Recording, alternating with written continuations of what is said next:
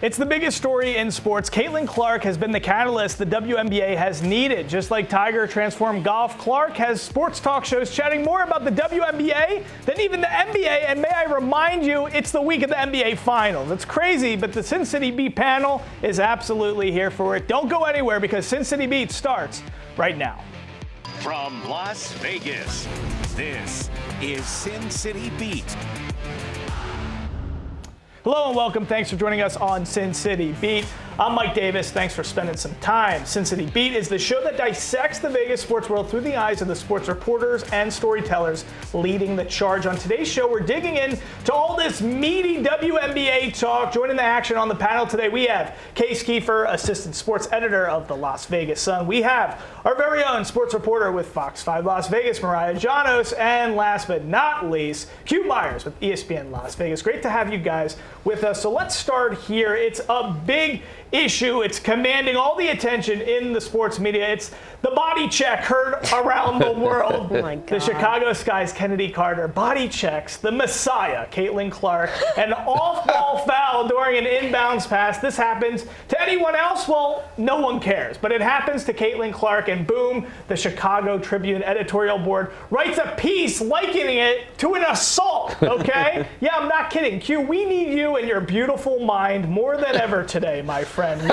No one's ever said that. I love it. I love it. What's the real story here? The real story, honestly, as much outrage as there was by the body check that happened, my big outrage was that none of her teammates said, hey, that body check can't happen on our watch. Right? Aaliyah Boston, she's a big-time player. She's inbounds in the ball, and instead of dropping the ball and going and getting in Kennedy's face, she goes and tries to help Caitlin up. Hey, can I get you up? Yeah, you know what you can do? You can go and check her. Like, you can't allow teammates to get checked like that. If you allow them to get checked, guess what's going to happen? The league's going to keep doing it. That was my biggest problem from the whole situation. And we've seen in many games, I mean, you know, Angel Reese has been getting some punishment in games as well. But of course, it's not Caitlin Clark, so we're not talking about it as much. Case, when you look at this, and we watch this replay, I mean, listen, I want us to treat athletes as athletes. And I like how certain players have a dog mentality. And some players, you know, there's an enforcer. We know that in hockey. We know Draymond Green does this in the NBA. So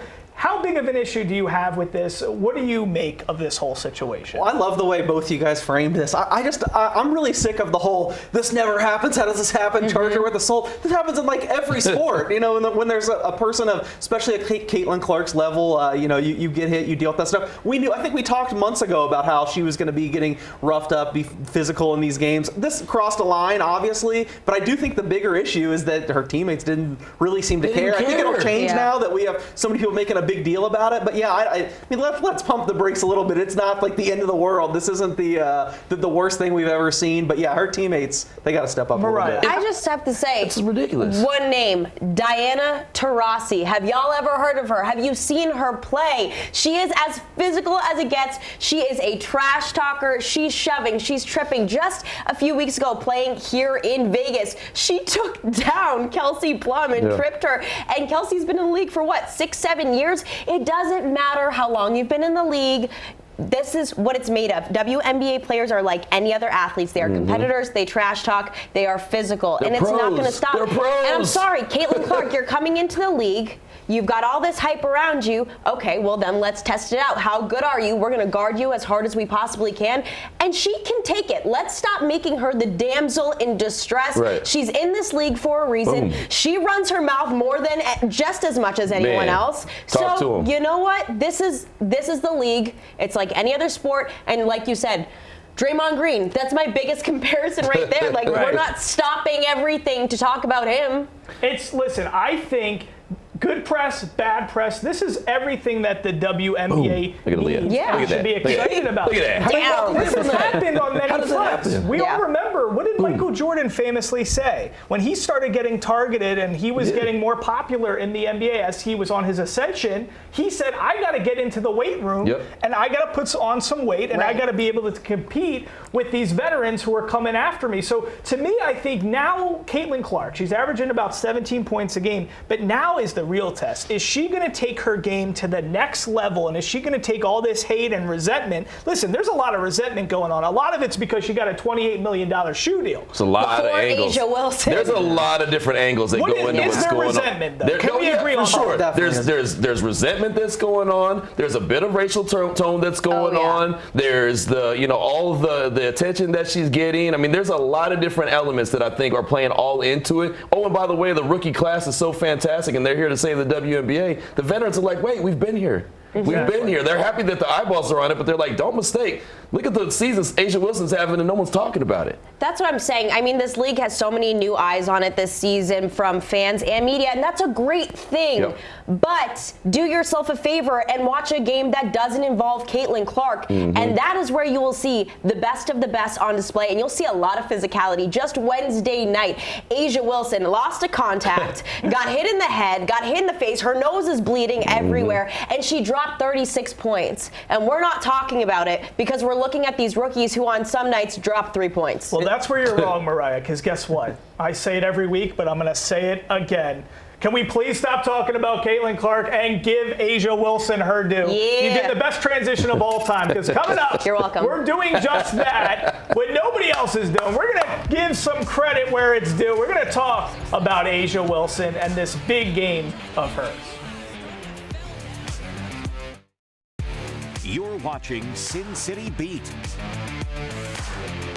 Welcome back to Sin City Beat. Let's please talk about my girl Asia Wilson. Wilson was just named the WNBA's Western Conference Player of the Month. And guess what? Asia just became the first player in WNBA history with 35 points, 10 rebounds, and 5 steals in a single game. It's insane. Mariah, if Wilson stopped playing today, she'd be a first ballot Hall of Famer, right? I mean, she doesn't have to do a single thing more, and she's already a Hall of Famer. I mean, absolutely. She came into the league in, 2018? And there hasn't been a season since then where she hasn't recorded some major accolade of some sort. You know, she got Rookie of the Year when she came into the league, and since then it's been Finals MVP, League MVP twice. She got snubbed last year. Yeah. Don't get me started on that one. And, Defensive Player of the Year. She's such a great two-way player, and she is the reason that the Aces, because they've had some close games to start the season, they haven't looked their best, but she has been the one constant this season, and she's just looking to get better every single year. There's no pumping the brakes with her. So this is just the beginning, and it's really exciting to watch. So yeah, absolutely, Hall of Famer right there. You know, that snubbing though is also leading to what she's doing this year. Exactly. Right. She came in extra motivated. Oh yeah, right. Like, we always laugh like, oh, and they took it personal. Yeah. No, she did. No. And that's what's good about that, because you're seeing it now. You're seeing it play out in real time. She said in the post game, she's like, I've got something to defend this season, and rightly so. The whole team does, but especially her, because she feels like she was not given her flowers last season, and rightly so. So yeah, let's just watch Asia Wilson go off and give her the credit. That was a big reason why last time, I'm not going to name any names, but I was on here with some of the same people. After one game, I said, I guarantee Asia Wilson wins the MVP this year. Yeah. I know those eyebrows aren't as raised as much anymore. The only thing that could stop her is injury, which of course could happen to anyone, or if she just gets absolutely robbed again. I don't see that happening. No. It's just she's on a tier of her own. But right I think when we start talking, because I do think the mentality there is so fascinating, because I think in order to be one of the greats, we were talking about MJ a block earlier, in order to be one of the greats, you gotta find some of that chip on your shoulder, even when you just won 2 back-to-back championships. So you gotta think of ways to propel yourself to keep moving forward and bettering yourself. When we think about kind of the Mount Rushmore of WNBA players currently, I mean, where does she really sit when we start talking Lisa Leslie, Candace Parker, Cheryl Swoops? I mean, Mount Rushmore's only 4. I know. Mount Rushmore's only 4. That's not fair. And she's still playing. Yeah. So what do we think? Would she be on there right now? Not quite. I think they have the chisels ready at the bottom. They're ready to go up there. They're waiting about 4 or 5 more years. Let's see how her whole career plays out. Not quite, but she's in the conversation. I mean, you got Cynthia Cooper, you got Cheryl Swoops, you got Lisa Leslie, you got Candace Parker. I mean, at some point you got to chisel someone's face off to put her face on, right? I mean, unless you're going to add another person on the Rushmore. So it's tough in that standpoint, especially because she's still playing. But I mean, sky's the limit. She keeps pushing herself to get better and better every year. And you look at the longevity of these WNBA careers. What Diana Taurasi's 41 years old. Oh yeah, and there's her. So yeah, there's you can't forget her. She's still playing. So you got her. At 42. So Asia's 28 years old. Right. So in her prime. In her prime, she's got maybe another 10 years in her. So Yeah, sky's the limit. She's just getting started. Mount Rushmore she is on, and I won't hear any arguments to the contrary. It's not exactly an original thought because we've written about this, but she's already on the Mount Rushmore of Las Vegas sports. And think about that. She's only been here for a few years. That's pretty amazing. Well, that's an interesting conversation. I mean, you got Agassi. When you say Las Vegas sports, you're saying people who play for Las Vegas teams or athletes? Yeah, I think we kind of had this conversation. I think Jerry Tarkanian would have to be on there. Facts. Of course, A'ja Wilson.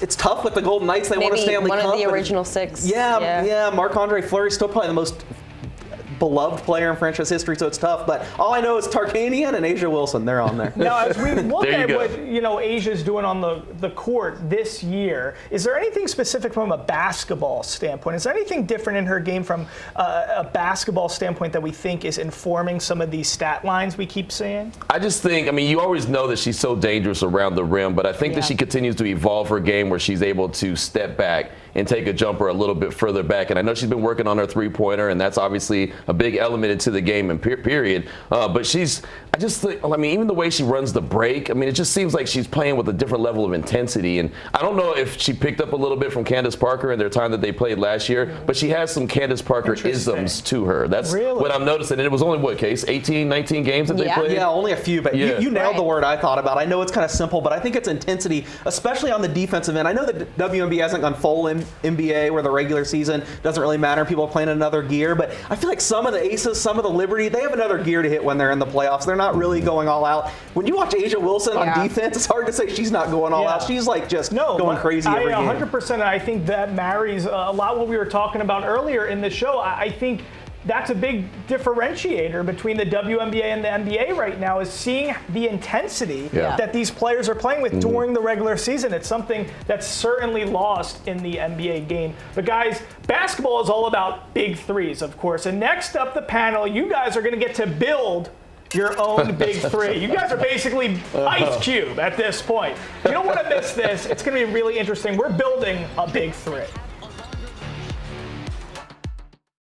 Some old and new and everything. All right, welcome back to Sin City Beat. Okay, let's have some fun right now. I got a cool exercise for the panel. We're going to build a big three with all the players in the WNBA. Case, we're going to start with you. It's like Build-A-Bear, but build the WNBA team. You're going to put all the stuffing into this situation. Tell us your big three. You can use anybody in the WNBA.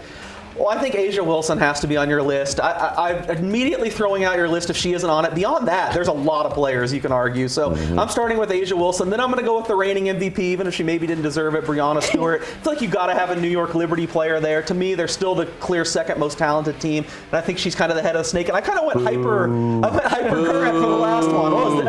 Is Collier getting the booze or Stewart? How are you putting Stewart? You just said she didn't deserve it. Well, the MVP, I think she deserves second, so she's in second. Who's running point for you? Who's running point for you? Well, look at this. Well, either way, I think these are the three best players right now. You asked me the three best players. Look at the Minnesota Lynx are doing this. That's so disrespectful. Collier is on one. She's fantastic. And everybody has their own reasoning. So you just took the top three from a power ranking standpoint. And especially, they're all in their prime. I think there's some older players you could throw in there. But I'm looking, if you have these three, you feel pretty good you're winning some championships in the next 5 years. All right, I know you're already getting worked up. Yeah, I'm getting worked up because, one, the exercise is so difficult. So as much as I'm giving him a bad time, there's going to be plenty of blowback on me, like, okay, what are you doing? But A'ja Wilson's definitely got to be on the list. Okay, so right? Again, like Kay said, if you don't have A'ja, then your list isn't valid. Okay. Right? So you both have that. I got A'ja. I got Sabrina Ionescu, right? Yeah. She's fantastic. I didn't pick her because she's on the Liberty, but I pick her because she's fantastic. I'm actually surprised when she misses. When she shoots, I always think, like, oh, that's a bucket.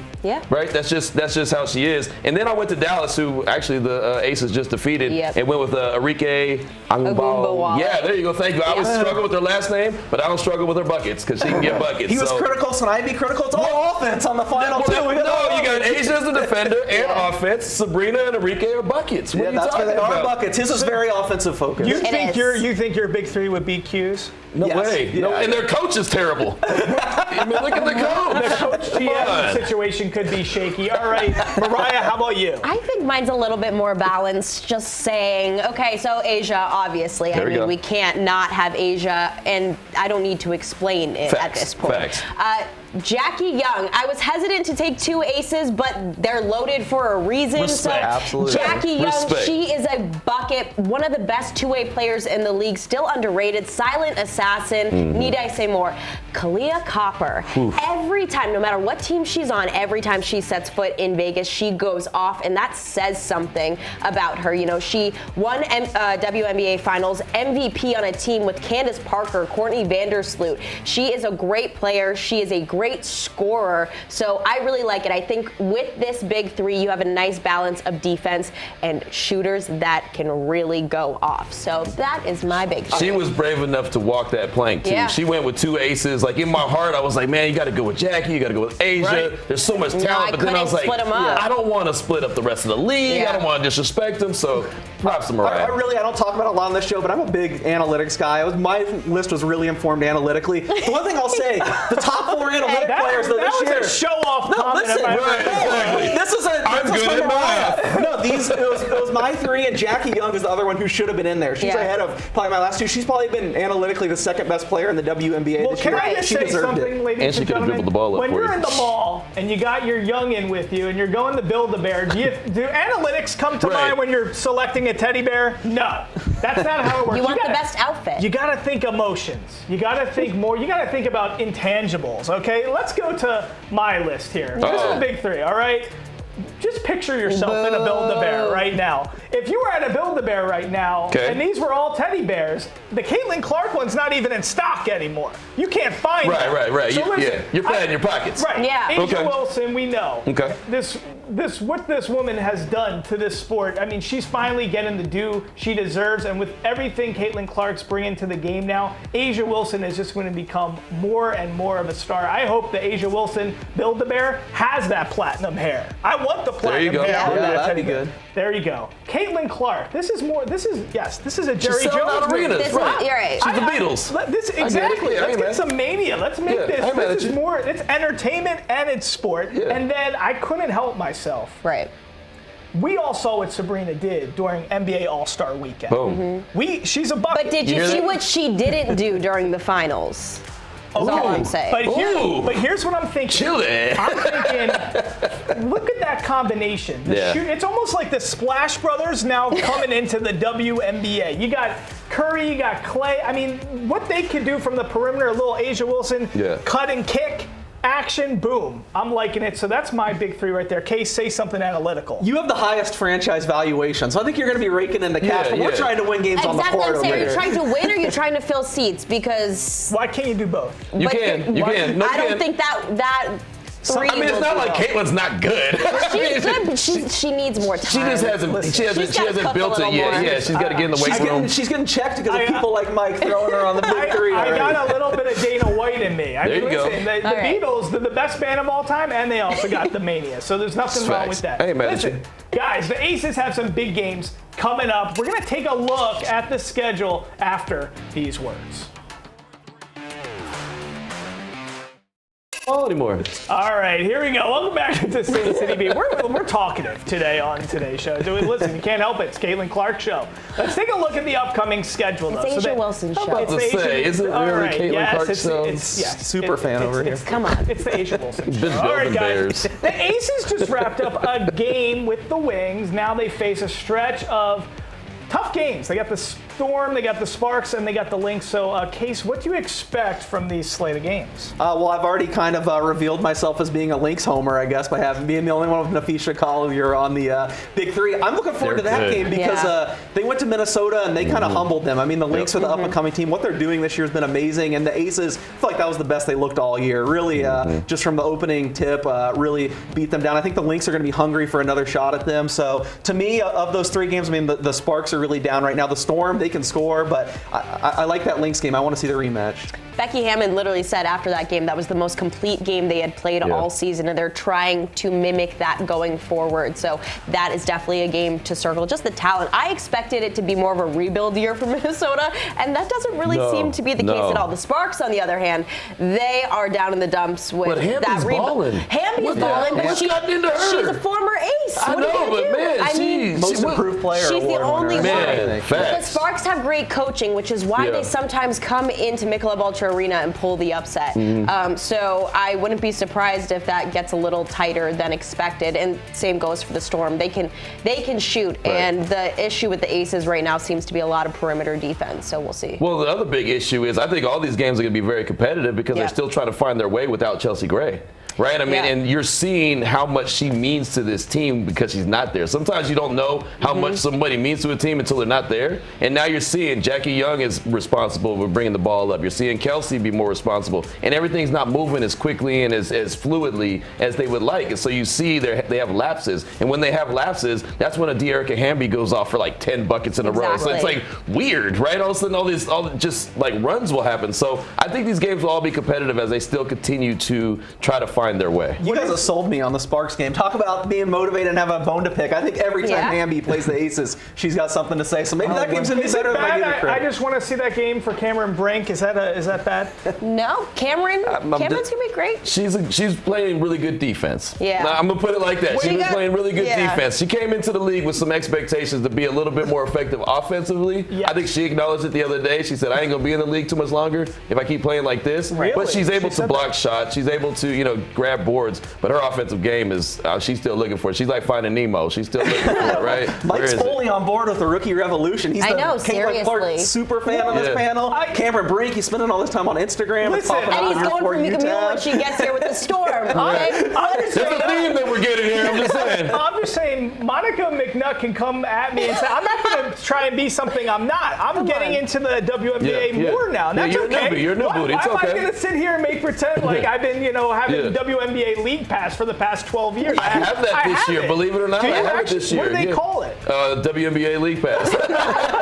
It's only $12, so it's actually affordable. But, I mean, honestly, Just saying. as a big-time basketball fan, you look at the level of play, the interest, and the intensity. It's incredible stuff, and that's why we're always here for it. Guys, thank my great panel here, Q, Case, Mariah. Very fun show. We're going to see you next time on Sin City Beat. Always a lot to talk about. Case, you're going to go take me to Build-A-Bear. My parents never took me, Case. I'm taking like